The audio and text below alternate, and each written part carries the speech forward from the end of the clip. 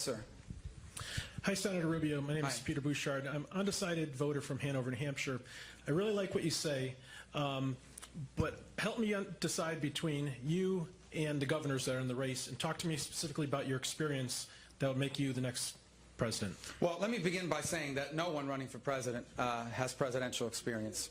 Being president is nothing like being governor. It's nothing like being a senator. My second point I would say to you is Barack Obama is not a bad president because he lacks experience. He now has 7 years of presidential experience, and he's worse today than he was in his first year. So he's a bad president because he has bad ideas and bad ideology and bad, the way he's taking our country is not the positive approach. Now look, I'm proud of what I've done in public service. I was a legislator in Florida, and I passed eminent domain legislation that today, not just in the Constitution and in law, that today serves as a model for the country on how to prevent private developers from using government to take private property. We passed that when I was in the legislature. I did that. I was the Speaker of the House in the third largest state in the country. And in the 2 years that I was Speaker, we had a massive downturn in our economy. The housing crisis hit Florida harder than any state in the country.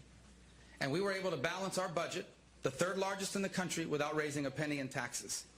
I got to the U.S. Senate, and it's not a place where a lot happens, but I'm proud of what we've done in our time in the U.S. Senate.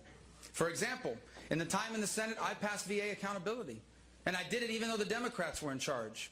In my time in the Senate, I have led the effort, and we got rid of the Obamacare bailout. Working with Jeanne Shaheen, by the way, I passed 2 laws that have been meaningful. Number one is the Girls Count Act, which basically helps prevent human trafficking here and around the world. The other, about a month ago, we passed additional sanctions on Hezbollah.